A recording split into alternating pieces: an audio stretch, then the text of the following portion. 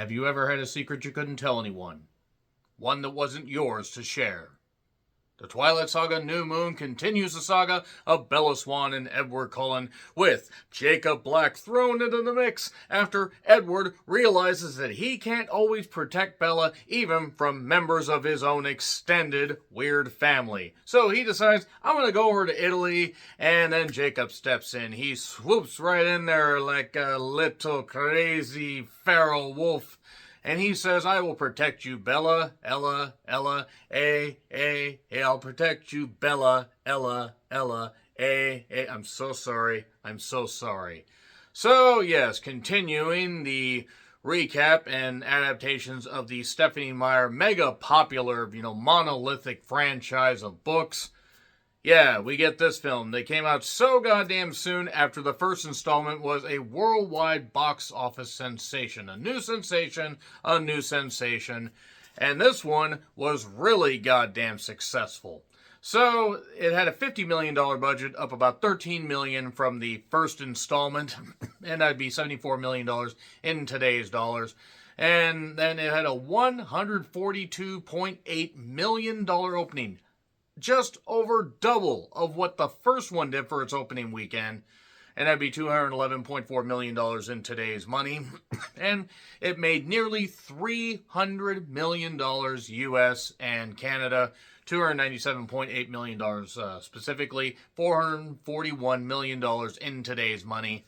And that's up quite a bit from the first one. And then we also get the fact that, it made $711 million worldwide. That is $1.05 billion in today's money. That is well over, almost like 2 times what the first one did, because the first one made like $408 million. So, yeah, I would consider this film franchise a success so far. Then it would follow with Eclipse. And then we would get Breaking Dawn split into 2 movies, because it worked for Harry Potter, it worked for The Hunger Games, and it worked for Divergent. Oh, it didn't work for Divergent. It didn't work at all for Divergent, because the third movie was so goddamn not well received and didn't do well, and yeah. So let's talk about this. So it was directed by Chris Weitz, or Wetz, however the hell you say that. He did Down to Earth, About a Boy. Okay, About a Boy is pretty good. He also did The Golden Compass.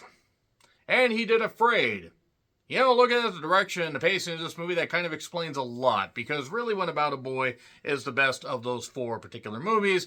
Nevertheless, this was, once again, written by Melissa Rosenberg, Kristen Stewart, Robert Pattinson, Taylor Lautner, Mustache Dad, of course, Billy Burke. I did laugh at the fact that Dakota Fanning was in this. I forgot she was in this one. I thought it was the third one for some reason that they introduced her. But the fact that Dakota Fanning has had such a long goddamn career. She was born in 1994, and just to think of how her career had grown just to this point, and how she's still going strong, being in quite a few movies. It's just remarkable that at 15 when this came out, she already had quite the, resume under her. Not resume, more on that bullshit later. But Anna Kendrick, once again, yeah. Ashley Greene, and I've noticed something during this movie, and kind of agree with what other people said in reviews. And the simple fact is, after rewatching this one should have been better than it was, and I will tell you why here in a second. But some were Team Edward, some were Team Bella, some were Team Jacob. Many were Team Alice. They were like, Alice is right there, Ashley Greene's right there, Alice loves you, why don't you go for her, Bella? Honestly, I would have been down for a Bella-Alice alliance, in more ways than one. That being said, let's move on from that, and let's talk about the fact that this isn't nearly as entertaining or as fun as the first one. And while you need a more somber tone, and you need to basically build the friendship / almost relationship between Bella and Jacob, so you need to send Edward away. How can we miss you if you won't go away? The first one was silly and goofy, and not goopy necessarily, but it was fun. It was fun and badly acted and badly written and goofily paced and goofily shot, but it was fun. This one isn't. This one's also a few minutes longer than the first one, but also feels like 20 minutes longer. You could have, honest to God, probably cut a good 15 minutes out of this.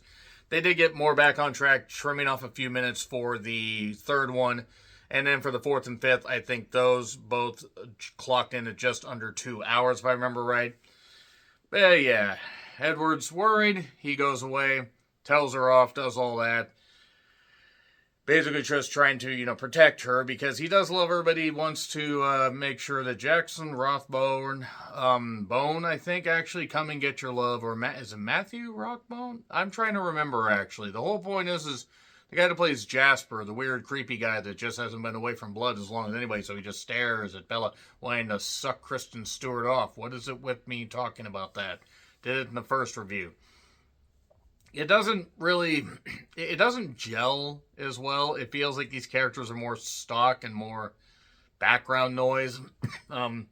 Billy Burke isn't necessarily as factored into this one.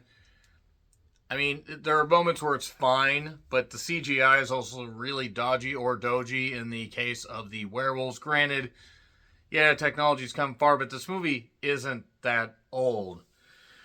So, nevertheless, after a birthday party basically ends with her shedding blood and Jasper trying to basically, again, suck Kristen Stewart off, the idea is Edward goes away. Jacob steps in, and there we are. There's not really much to this. But Edward did say before parting, promise me, something in return. I'll promise me you won't hurt yourself. I'll promise you something in return. This is the last time you'll see me. You're just not good for me. Ouch, dick. She's found in the woods by one of the Wolf clan, one of the tribe. I forget how to pronounce the name. I don't want to disrespect, so I'm just going to say the tribe. And she's all emo and everything in montage form. She's lost without Edward. And then she hangs out with Jessica, aka Anna Kendrick. She then decides, basically, Bella, she wants to be an adrenaline junkie and go with a bunch of bikers that sort of remind her of the guys that Edward had to save her from in the first movie. She keeps seeing Edward's ghost. It's like how I really think that for Scream 5, they had Melissa Barrera they had basically Sam see Billy Loomis's ghost, which was really stupid. And I didn't like that necessarily. I mean, yeah, it's supposed to be like Edward staying with her, but it's just, it was goofy. Goofy and not in a fun way. So, Jacob is helping her get through this stuff. She's still having, intrusive thoughts and bad stuff going on in her mind, but her dad says, sometimes you just gotta love what's good for you. Settle is what he's saying. Settle for somebody less. That's what got you in the situation where you're living in fucking Forks. By the way, this was filmed in British Columbia and also Italy. In case you don't know about geography, British Columbia is not near Forks. I mean, it is if you can fly or if you are on a ferry that goes really, really fast. So, she keeps emailing Alice. Again, Bella, Alice is right there. She loves you. Just go for Alice. She doesn't. Mourn the pity. But, yeah, there's this clan of wolf people. And Sam, is kind of controlling because he made the pants too long. Had to work that in. So, after Jacob helped her fix up some bikes, she ends up hitting her head. She apologizes for bleeding. You're apologizing for bleeding. It's just blood. It's no big deal. It's fine. Mike, by the way, has broken up with Jessica because Mike is an idiot that doesn't see a tremendous thing right in front of him. How dare you break up with Anna Kendrick? And really likes Bella and says, well, you're single. How about we go to a movie? But let's just say Mike's kind of a pansy when it comes to violence and action movies. What was going on that made him throw up, by the way? Were people being disemboweled? Can we watch that movie instead? No, in all seriousness, this movie isn't bad. It just is poorly paced. Again, cutting a few minutes out wouldn't have been the worst thing. But Mike kind of pisses Jacob off. Jacob starts to go through changes. He basically says, I'm not going to hurt you, but I can't be around you. because if I do, I'm going to hurt you. He tells her to stay away. Goes off with the clan, including Sam, who made the shorts too long. By the way, this is when Jacob or Taylor Lautner cut his hair, and me, oh my, girls were just fanning all over, because I remember all the Team Edward, Team Bella stuff. And Laurent shows up, the guy with the dreads. Well, he meets an unfortunate end. Victoria sent him. I would do the bidding of Rochelle Laferrere, or Verrere, however you say it. The gorgeous woman that she is, good grief. And, well, then Jacob has turned into a wolf. Duh, of course. That's his terrible secret. They hunt, kill Laurent, and then he says a line, if you ever, had a secret you couldn't tell anyone, one that wasn't yours to share. He would run away with her, but he can't. This is a life that was given to him. At one point, Bella gets upset at one of the wolves, I believe Paul, who's not Paul anymore, he's Super Paul, and slaps him. Trying to find a woman to slap me like that, but nevertheless, the CGI wolf battling, that was fun, except it wasn't. So, then we see gigantic muffins. What kind of goddamn bakery was making gigantic muffins? It's like Mario could eat one of those and just groan a little bit. So, yeah, let's talk about the wolves kill vampires. There's an uneasy truce between these two, or between these two clans. Victoria's coming for Bella. Wish Victoria would come for me, but that's another story. And, yeah, the electropop attacks where the wolves are trying to get Victoria. She dives in the water, and, well, Harry ends up getting killed. That was the guy that was in Antlers. You may recognize that guy. Recognize the actor, that is. A great character actor. And then Edward tells her not to jump, but she does. And then Jacob rescues her. But, because Alice has visions, Alice mentions, hey, holy crap, I'm here to help you and tell you that Edward, remember when Edward mentioned something about the Volturi, she says? They're an ancient race of Italian vampires, very Victorian and everything. Actually, to be perfectly honest, they're about the only characters that really look like vampires, but I digress. The idea is they have one rule: if you basically expose yourselves gross, we kind of have to kill you. You have to stay in the shadows. Because what we do in the shadows. I had to make that reference. Maybe not really, but nevertheless. So, we almost get a kiss between Jacob and Bella a few times. Alice shows up. We do not get the tease of a kiss. Once again, she is right there. And, yeah, we get a point where Edward tries to call the house. Jacob answers, basically, because he's jealous. Hey, jealousy. Getting her away from, or getting, them to separate. Edward then says, okay, fine, Volturi, kill me. We can't, you have really good skills, so join us. So Bella and Alice then race to go save Edward. And Bella had an earlier vision around a bunch of red-hooded, Italian people, including a bunch of Italian women, at least I assume. And she runs and sees him and saves him, and there you go. Dakota Fanning is in this as Jane. Jane! And then Michael Sheen is Ao, or Aro. Ao's better, but I'm going to call him Aro. It's like Arrow Fighters.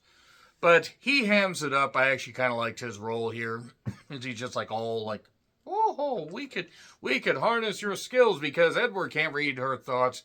And neither can Arrow Fighters. And oh my god, all these great skills that she has. But can she stand up to vampiric powers? Like Edward gets bounced around or tortured by Jane. And she tries to force Bella to do that, but she can't. Because I guess the contacts weren't working. She's like, I try to stare. It's like staring and I can't do it. So anyway, yeah, Arrow Fighters is really, really happy. All this is going on. And I actually think his name is Aro, but I prefer Arrow Fighters, so I'm just going to roll with it. And the idea is Alice basically says, Bella will be one of us. They basically say, fine, go, but we don't give second chances. Says one of the guys not named Arrow Fighters. Actually, kind of looked like Dakota Fanning if Dakota Fanning had less makeup on. I mean, I'm just saying. I don't know who the actor was, but it was kind of hilarious. So Charlie basically says, you disappeared for 3 days after you told me that nothing bad was going to happen, so don't ever do that again. Oh, and you're grounded. Edward is back in the room, by the way. And the idea is after graduation, he is going to turn her. He tries to do 5 years, 3 years. She's stubborn. Jacob doesn't want her to turn. And she says, don't make me choose because it's going to be him. It'll always be him, but I'm not going to let you guys hurt each other. And Edward has the one condition to make sure that this is real and forever. He asks her to marry him. And there you go. And that's pretty much it right there. Look, the movie itself isn't awful. It's necessary to continue the story. But again, they needed to trim down the runtime. They needed to amp things up, and it needed to be a little more fun. This felt a lot more empty. This felt very hacked out. Granted, it was put into production very quickly after the success of the first one. In fact, I'm fairly certain after the first opening weekend, as opposed to the second opening weekend, they said, yeah, green light all the way, baby, and let's just do this. Because they would put out Eclipse in 2010, and then 2011, 2012. They just hacked these things out, and hack is what we're going to get to here a little bit later on. That being said, it's not the greatest. It's down from the first one. It's all right. So, I got C+, I guess, if we're being perfectly honest. So, agree, disagree with what I said. Like, share, subscribe, Twitter, Letterboxd, Blue Sky handles in the description. I'm John Rethlen, and I'll see you soon.